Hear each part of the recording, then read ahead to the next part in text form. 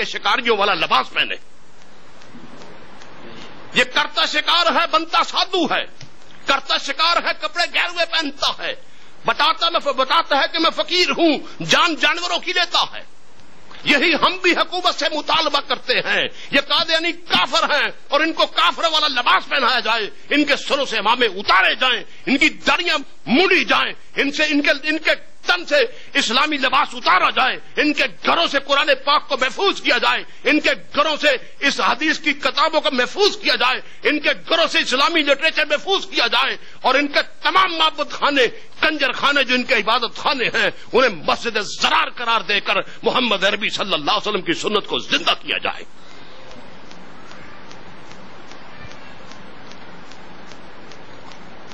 بڑا آسان ہو گیا. داڑھی رکھی, سر پہ ٹوپی پہنی, ہاتھ میں تسبیح پکڑی, قرآن پکڑا, اسلام کی تبلیغ کے لیے نکل گئے اور اسلام کے نام پہ لوگوں کو شکار کرتے رہے. ہمارے وہاں ایک ایس پی کے گھر ڈکیتی ہو گئی. ایس پی کے گھر جب ڈکیتی ہوئی تو آئی جی خود آیا. ایس پی کے گھر جب ایک وکیل کرمنل لا کی پریکٹس کرتے تھے, اس کے گھر میں ڈکیتی ہو گئی. شہر کا ایس پی خود پہنچا اور اس نے کہا وکیل صاحب آپ کو 30 سال ہو گئے پریکٹس کرتے ہوئے, وہ بھی کرمنل لا کی, اور آپ نے خود ہی ڈاکوؤں کے لیے, رہزنوں کے لیے گیٹ کھول دیا. اتنے پڑھے لکھے ہو کر آپ نے خود ہی ڈاکوؤں کے لیے گیٹ خود کھول دیا.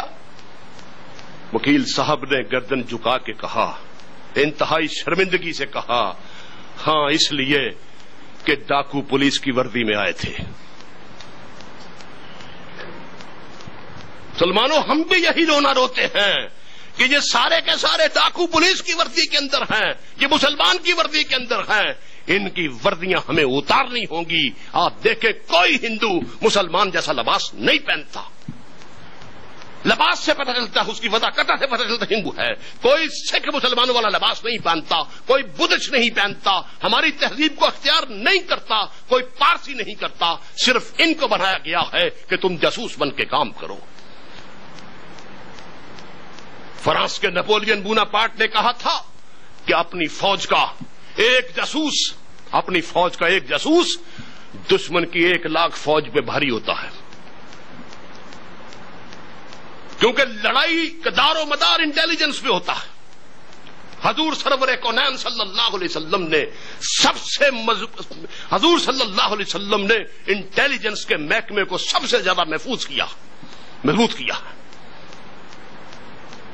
وہ ایک جاسوس انٹیلیجنس کا کام کرتا ہے. وہ بتاتا ہے کہ اب دشمن کی فوج وہاں پہ ہے, وہاں پہ گولہ باری کی جائے. اب دشمن کی فوج وہاں پہ ہے, وہاں پہ گولہ باری کی جائے. وہ لڑاتا ہے کمیونیکیشن کے ذریعے اور فوج لڑتی ہے. اس لیے اس نے کہا کہ اپنی فوج کا ایک جاسوس دشمن کی 1 لاکھ فوج پہ بھاری ہوتا ہے. تو لوگوں, ہمارے ساتھ کیا ہوگا جن کے ہر محلے میں یہود و نصارہ کے جاسوس قادیانی بیٹھے ہیں؟ ان کے مائی باپ تو وہی ہیں نا جنہوں نے بنایا اس کو. پاکستان کا کون سا محکمہ ہے جس کے اندر جاسوس نہیں بیٹھے؟ کوہٹا ایٹمی پلانٹ کیسے محفوظ رہے گا کہ وہاں پر قادیانی گھسے ہوں؟ پاکستان اٹامک انرجی کیسے بچے گا جب وہاں پہ قادیانی بیٹھے ہوں؟ GHQ کیسے بچے گا جب وہاں کے قادیانی بیٹھے ہوں؟ افواج پاکستان کیسے بچیں گی جب تک اس پر وہاں پہ قادیانی بیٹھے ہوں؟ ایوان صدر کیسے بچے گا؟ ایوان وزیر اعظم کیسے بچے گا جب وہاں پر قادیانی بیٹھے ہوں؟ اس نے تو ایک جاسوس کی بات کی تھی, اور میرے پاکستان میں, میرے اس وطن کے اندر, میرے اس گھر کے اندر تو لاکھوں جاسوس رہتے ہیں. ہم نے ان جاسوسوں کو نہیں پکڑا تو آج یہ انجام ہے کہ جو آدمی گھر سے سبزی بھی لینے جاتا ہے اسے یہ پتا نہیں ہوتا کہ میں نے واپس بھی آنا ہے کہ نہیں آنا. موت اتنی سستی ہوگی اس ملک کے اندر, اور یورپ کے اندر تو طوطا بیمار ہو جائے 100 آدمی اس کی تیمارداری کے لیے آتے ہیں. یہاں پہ اتنی سستی ہو گئی, بم پھٹتا ہے.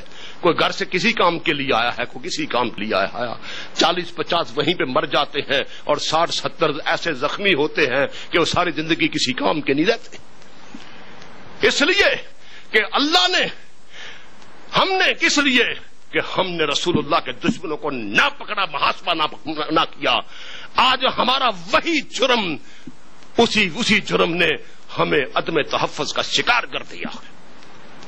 کسی بندے کو نہیں پتا ہوتا کہ میں سامنے دکان سے ڈبل روٹی لینے جا رہا ہوں، ابھی کو موٹر سائیکل والا آئے گا، گن پوائنٹ پہ لے گا، اور میں اگر اس کو سارا کچھ اپنا اس کے حوالے نہیں کروں گا تو وہ مجھے وہی موت کے گھاٹ اتار دے گا.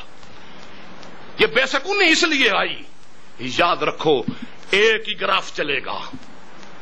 تاریخ بتاتی ہے، 1400 سال کی ہسٹری بتاتی ہے کہ ایک ہی گراف ہے. جب تک مسلمان رسول اللہ کے غلام رہے اس وقت تک دنیا ان کی غلام رہی.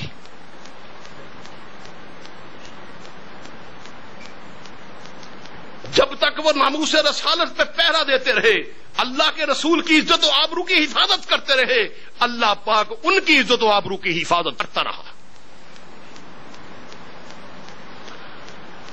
میرے دوستو، ہم نے کیا کہوں،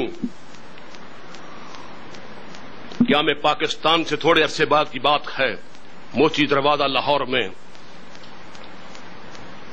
آل پارٹیز تحفظ ختم نبوت کانفرنس ہو رہی تھی. رات کے اجلاس میں پنجاب یونیورسٹی کے سابقہ وائس چانسلر علامہ علاء الدین صدیقی آئے اور انہوں نے کہا، مسلمانوں تمہارے دامن پہ ایک بہت بڑا داغ ہے. مسلمانوں تمہارے دامن پہ ایک بہت بڑا داغ ہے، اور وہ اتنا بڑا داغ ہے کہ اگر اسے 7 سمندروں کے پانیوں سے بھی دھویا جائے تو وہ داغ دور نہیں ہوگا. وہ داغ یہ ہے کہ ہندوستان میں مرزا قادیانی قتل ہونا چاہیے تھا. وہ 17 ہو کے پورے ہندوستان میں پھرتا رہا، کوئی باہمیت اسے نہیں ملا جو اس کو جہنم واصل کرتا رہے.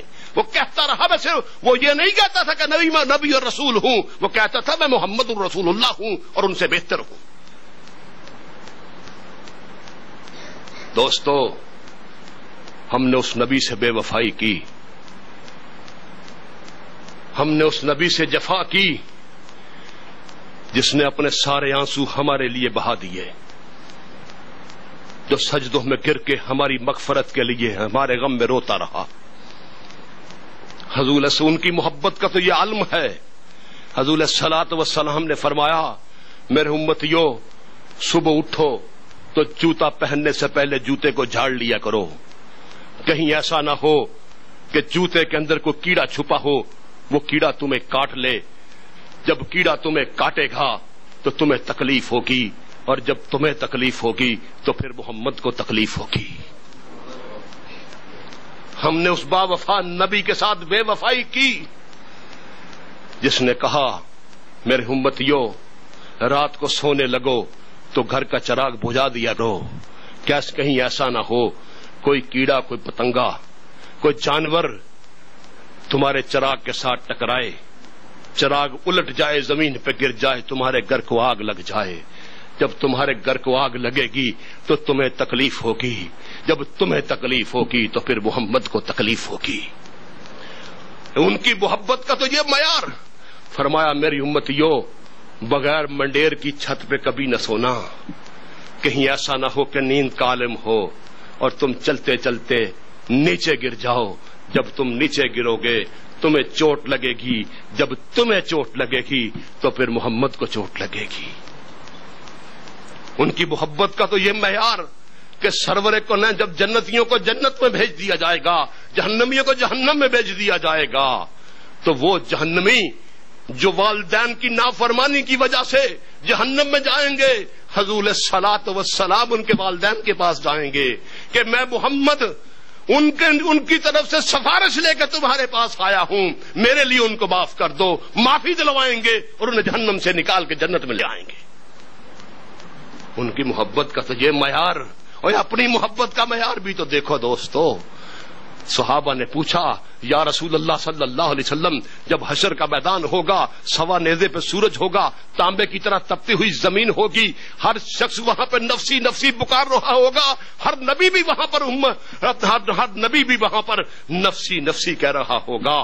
1,24,000 نبی، ان کی امت تمام افراد کہتے ہوں گے رب نفسی رب نفسی رب نفسی، لیکن حشر کے میدان میں فقط ایک زبان ہوگی جس سے آواز آ رہی ہوگی رب امتی رب امتی، اے رب میری امت، اے رب میری امت. ہم نے اس نبی کے ساتھ جفا کی، اس نبی کے ساتھ بے وفائی کی، اس کی آبرو کی حفاظت نہ کی، اس کی عزت کی حفاظت نہ کی، اس کی عزت کے لیے کبھی ہماری آنکھوں کے اندر سرخ ڈورے نہ ہے، اس کی آبرو کی حفاظت کے لیے کبھی ہمارے ماتھے پہ شکن نہ پڑے، اس کی آبرو کی حفاظت کے لیے کبھی ہمارا دل نہ دھڑکا، اس کی آبرو کی حفاظت کے لیے کبھی ہمیں غصہ اور جلال نہ آیا. دشمن پلتے رہے سامنے دیکھتے رہے، نبی کے دشمنوں کو حتیٰ کہ دوست بنا لیا. ان کی محبت کا یہ معیار کہ صحابہ نے کہا اس وقت جب ماں بچے کو دیکھ کے بھاگ جائے گی، بیٹا ماں کو دیکھ کے بھاگ جائے گا، باپ بیٹے کو دیکھ کے بھاگ جائے گا، بیٹا باپ کو دیکھ کے بھاگ جائے گا، کوئی نیکی نہ مانگ لے، نفسی نفسی ہوگا. فرمایا اس وقت جب ہر انسان اپنے گناہوں کے مطابق پسینے میں ڈوبا ہوگا اور ہر شخص اپنا گوشت کونیوں تک کھا جائے گا. اس لیے یہاں تو بھوک آئے گی تو مر جائیں گے نا، پیاس لگے گی، شدت پیاس سے مر جائیں گے، وہاں موت نہیں ہوگی، اس لیے کھائے گا. ورنہ کوئی شخص مر سکتا ہے لیکن اپنا گوشت نہیں کھا سکتا، وہاں گوشت اس لیے کھائے گا کہ وہاں موت نہیں ہوگی. ارے یہاں پہ تو مختصر زندگی ہے، وہاں کا تو ایک دن جو ہے وہ 50,000 سال کے برابر ہے. گوشت کھا جائے گا اس دن، سارے رشتے دار، خدام، دوست، تعلقدار کچے داغے کی طرح یہ سارے رشتے ٹوٹ جائیں گے. صحابہ نے پوچھا یا رسول اللہ صلی اللہ علیہ وسلم اگر اس وقت آپ کو تلاش کرنا ہو آپ کہاں ملیں گے؟ فرمایا مجھے میزان پہ مل لینا، میں اپنے سامنے کھڑا ہو کے اپنی امت کے اعمال تلوا رہا ہوں گا. ہائے آقا، آپ کی محبتیں، آپ کی شفقتیں، آپ کی وفائیں اور ہماری بے غیرتی اور بے حسی. مجھے میزان پہ مل لینا، میں اپنے سامنے اپنی امت کے اعمال تلوا رہا ہوں گا، وہاں ملاقات نہ ہو. فرمایا مجھے حوض کوثر پہ مل لینا، میں اپنے ہاتھوں سے جام بھر بھر کے اپنے پیاسے امتیوں کو پلا رہا ہوں گا. فرمایا میرے حوض کوثر کے جام آسمان کے ستاروں کے برابر ہیں، آسمان کے ستارے ان گنت ہیں، حوض کوثر کے جام بھی ان گنت ہیں. اللہ کے رسول نے وہاں ہماری دعوت کا اہتمام کر رکھا ہے. میرے امتی آئیں گے، جام بے کوثر بھر بھر کے پلائے جائیں گے. اور فرمایا اس وقت حشر کے میدان میں جو ایک میرے حوض کوثر سے ایک جام پلے گا دوبارہ اس کو پیاس نہیں لگے گی. کہا وہاں ملاقات نہ ہو. فرمایا پل صراط میں مل لینا، میں اپنے سامنے اپنی امت کو پل صراط پار کرا رہا ہوں گا. ان کی محبت کا یہ معیار، اور ہم نے کیا جواب دیا ان کی محبت کا. نبی پاک صلی اللہ علیہ وسلم کے حضور ایک نوجوان صحابی آیا، کہنے لگا یا رسول اللہ صلی اللہ علیہ وسلم قیامت کب آئے گی؟ آپ صلی اللہ علیہ وسلم نے فرمایا اے نوجوان مجھے یہ بتا تو نے قیامت کی تیاری کیا کر رکھی ہے؟ اس نے جواب دیا یا رسول اللہ صلی اللہ علیہ وسلم میرے دامن میں تو آپ کی محبت کے سوا کچھ بھی نہیں. فرمایا جا تجھے مبارک ہو، جو جس سے محبت کرتا ہوگا قیامت کے روز اسی کے ساتھ اٹھایا جائے گا. وما علینا الا البلاغ المبین. اگر